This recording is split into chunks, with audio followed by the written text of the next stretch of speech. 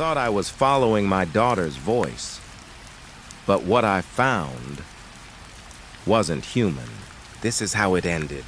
I woke up to silence. Not the quiet kind, the kind that means something's wrong. No birds, no cars, no wind, just stillness. The clock on the wall had stopped. My radio hissed with static. I turned the dial. Slowly. Nothing. Then a voice. "Dad, if you're still out there, I'm at Station 4, near the South Bridge." I froze. They closed the gate. I don't know where Mom is. I'm cold. It was Ellie, my daughter. I didn't think I didn't pack. I grabbed my gun, my backpack, and walked out the door. The world outside was still dead. Cars rusted in place, shops broken open, smoke rising from somewhere I couldn't see.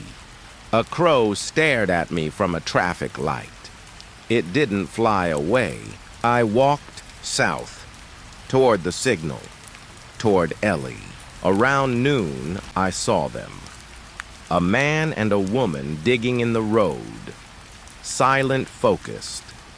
Next to them, a small shape wrapped in a bloody sheet. It moved just once. I kept walking. They didn't look at me, and I didn't ask. Some things, you don't interrupt. That night, I found a shop to hide in. I locked the door. I take cold beans from a can. Sat in the dark and thought about the last time I saw her. She had written a note, taking Mom to Station 4. They said it's safe. I came home to blood on the floor and a house that didn't feel like home anymore. Now it's been days. Maybe weeks I've seen places that shouldn't exist. Dead outposts, false safe zones. One place filled with children. All gone. But I keep moving. Because she's still out there. Because I have to believe that. Tonight something is outside. I hear claws scraping glass, slow searching. I don't move, I don't breathe, I just write. In case someone finds this, go south. Find Station 4. She might still be there. She might still be alive. Morning came. But the sun didn't. The sky was thick with smoke. Ash floated like snow. The kind that burns when it touches your skin. I left the shop without looking back. The road ahead led through the industrial zone, a maze of collapsed warehouses, overturned trucks, and burnt-out checkpoints. It was there. I found them. Not the infected. Not yet, but something worse. Two men in black jackets, faces smeared with grease and war paint, waved me down. They looked like survivors until I saw what was hanging from their belts. Hands. Human hands. Tied together like trophies. They smiled like hunters. "You alone?" one asked. I didn't answer. He stepped closer. Gun slung across his shoulder, blood on the barrel. His eyes, they weren't desperate. They were entertained. That's when I knew they weren't survivors. They were predators. I ran, through alleys, over fences, between twisted metal and broken glass. They followed. One bullet grazed my arm. I didn't stop. I dove through a broken gate, down a flooded stairwell, into a maintenance tunnel I barely remembered from before the fall. Dark, cold, safe. For now. I wrapped my arm with cloth. Sat against the wall. Shaking, breathing, thinking. It wasn't the infected that almost killed me today. It was people. After an hour, I kept moving. The tunnel stretched for miles beneath the city. Along the walls, graffiti, old new, some carved in with nails or knives. Don't go back up, they're not dead, we become them. I reached the end. A hatch led up rusty ladder, broken lock. I climbed carefully and stepped into silence. I was in a residential block, or what was left of it. The windows were shattered. Clothes fluttered from balconies. The air was thick with rot. I saw a door swinging open in the wind. Inside, a table set for dinner. Plates still full. A child's shoe in the corner. A smear of red across the wallpaper. Something moved in the hallway. I raised my gun and saw it. A man, or something that used to be one. His body twisted, head tilted unnaturally, skin bloated and pale, veins black. He sniffed the air. Didn't see me yet. I backed away, slow, silent. But I stepped on glass. Crack! His head snapped toward me, eyes white mouth twitching. He charged. I fired twice.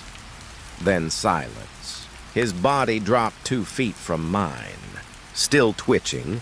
I ran, didn't stop until my lungs burned. When I finally rested, I found a room above an old laundromat. Locked the door. Sat in the corner. Pulled out my notebook and wrote this. There are things out there that want to kill you. Some used to be people. Some still are. And honestly, I don't know which one I fear more. If anyone finds this, stay moving. Stay low trust. No one. They're not all infected, but they're not human anymore. The signal grew stronger. Every night I turned the radio on. Every night I heard the same voice, Ellie, repeating the same words, same tone, same static. It wasn't live. It was a loop, a recording. Someone had captured her voice and kept it playing. But why? I followed the signal's strength, traced it through broken neighborhoods, up empty hills, until I saw it. A tall black building rising from the center of nowhere. A relay tower, covered in rust, windows, broken wires dangling like vines. No lights, no sounds. But the signal was definitely coming from there. I stepped through the front gate. No resistance, no security, just silence. Too much of it. The main doors were welded shut. Every side entrance chained or blocked. Whoever ran this place didn't want people coming in or getting out. I circled the building twice. No openings, no footprints, nothing alive. But the signal was still strong. It was coming from above, from the roof maybe. So I broke a window, climbed in through jagged glass, and entered the tower. Inside, it was cold. The kind of cold that doesn't come from weather but memory. The lobby was intact. Chairs knocked over, coffee mugs still on desks, dust hanging like fog in the air. And blood, not splattered, not smeared, just a single handprint, pressed flat on the elevator door. It wasn't dry. I took the stairs, floor by floor. Quiet, careful. On the 3rd level, I found bunk beds, military style, no names, no tags, just empty cots and dried food wrappers. On the 5th floor, children's drawings, pinned to the wall, stick figures, sunshine smiling faces, and then one drawing in red crayon, a little girl in a cage, surrounded by shadows with long arms and no eyes. I kept going. On the 9th floor, the hallway lights flickered, not because of power, but because something was moving. I heard footsteps, Not heavy, not dragging, small barefoot. I turned the corner gun raised and saw a girl standing still head, tilted.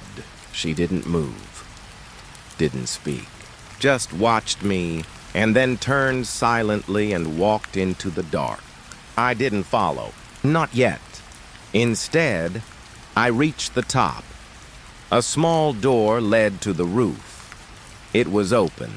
There, sitting on a broken console, was the radio unit. Battery-powered, looping Ellie's voice on a short-range broadcast. "Dad, if you're still out there, I'm at Station 4. I stared at it for a long time. Who put this here? Why her voice? Why now? And then I heard it. From below, not a scream, not a roar, just a voice. He's here. I turned. Every window in the tower had gone dark. I walked until my legs gave out. No sleep, no food, only questions. Who put Ellie's voice on that loop? Why lead people to an empty tower?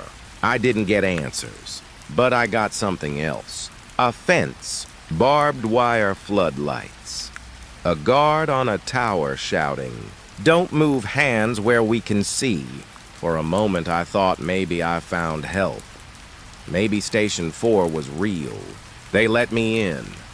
No questions. No search. Inside, it looked like a miracle. Tents, generators, campfires, laughter. I hadn't heard laughter in weeks. People were smiling. Children playing soldiers, patrolling with calm faces. Not panic. A man approached. Saeed, his name was Thomas. Told me they called this place Haven. Said I was safe here. I almost believed him. They gave me food. Warm clothes, a cot under a canvas tent. At night I slept without a gun in my hand. And for the first time since the outbreak, I dreamed. I dreamed of Ellie. She was standing in the snow, calling my name, but her mouth didn't move. The next morning, I asked about Station 4. No one answered. They changed the subject, offered me more soup. That night, I wandered past curfew, past where they said camp ends. That's when I found the barn, no lights, no guards, but locked from the outside. I heard a noise. Not screams, worse. Breathing. Heavy. Wet, rhythmic. I picked the lock. Inside, cages. 10 of them. Each with something inside. Some were still human others. Halfway there. Eyes clouded. Skin gray. Mouths stitched shut. They didn't look at me. They didn't beg. They just rocked back and forth like children in a nightmare that wouldn't end. Behind me, a voice. They were infected. It was Thomas. We don't kill them here. We contain. We study for the cure. His smile never left his face. I asked him where they got the samples. He didn't answer. Just said, some of them come here on their own, following voices. Then he asked me something strange. You heard one, didn't you? A voice on the radio. My blood ran cold. He stepped closer. They all do.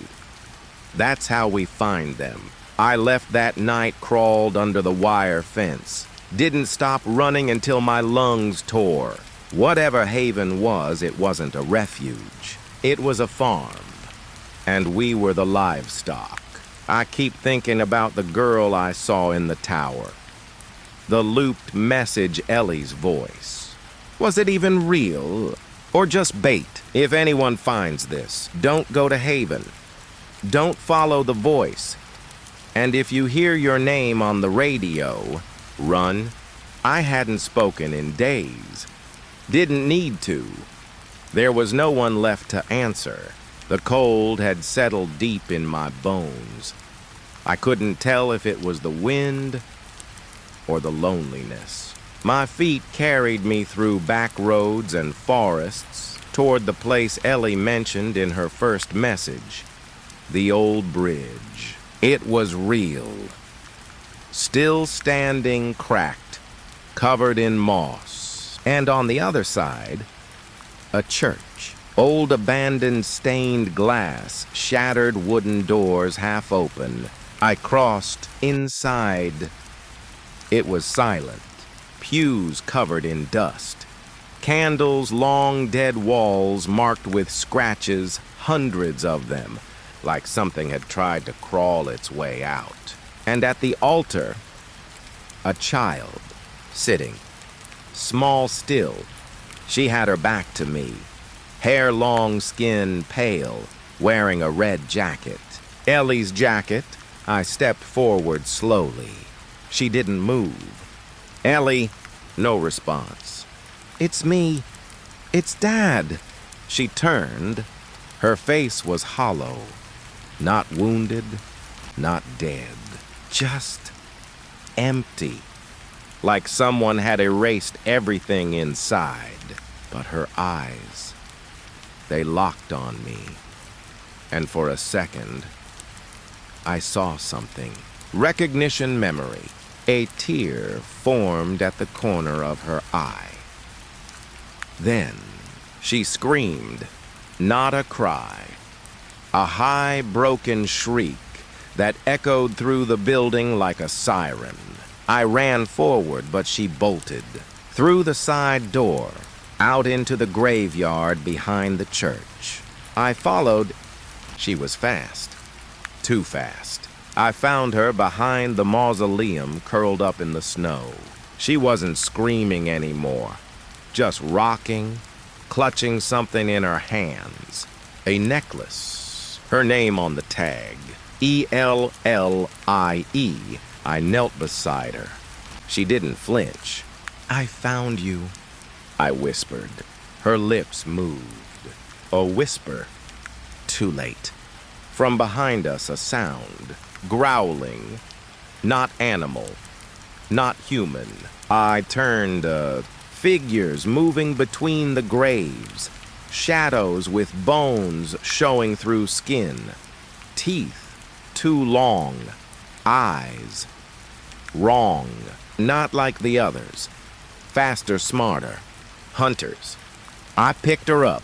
Ran through the woods into the trees. Shots fired. Screams in the dark. But we kept moving. Didn't stop until the sun rose. We're in a cabin now. Empty quiet. She's asleep beside me. Breathing slow. Still clutching the necklace. But her hands are cold. Too cold. And her skin is turning gray.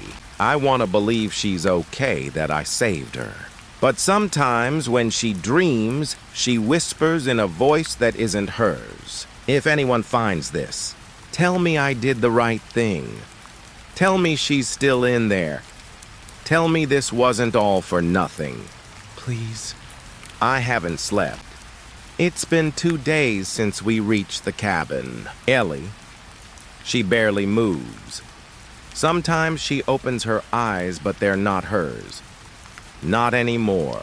Her skin is losing color. Veins like black threads beneath the surface.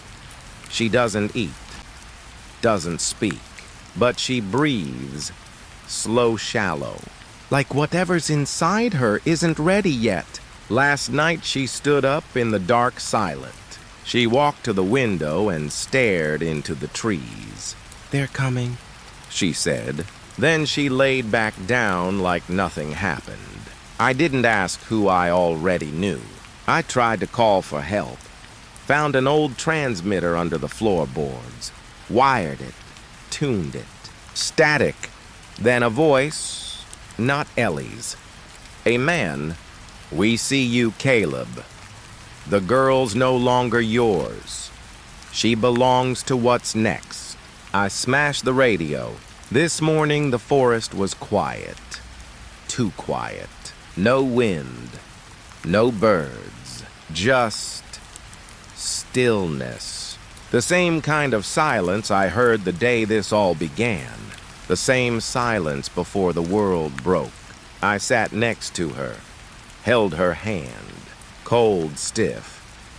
But she looked peaceful, almost human, and then she opened her eyes. They were black. No white, no soul. She smiled, not Ellie's smile, and whispered, "I'm not alone in here." I stood, took the pistol from my belt, loaded one round, hands shaking. She didn't move, didn't plead, just stared at me, and behind her eyes, I saw something watching, waiting, feeding. I couldn't do it. I dropped the gun, fell to my knees. "I'm sorry," I said. "I came all this way, I crossed hell for you, and now you're already gone." She walked out the door, didn't look back, and I let her go. Not because I believed she was still Ellie, but because I didn't want to live in a world where she wasn't. I stayed in the cabin, alone, long enough to hear the screams from the valley below, long enough to know the end didn't come with fire or bombs or blood. It came with a voice, soft, familiar, calling you home. This is the last page of my notebook. If you found it, don't look for her. Don't follow the voices. Don't make the same mistake I did. She was the last piece of me, and I let her walk into the dark.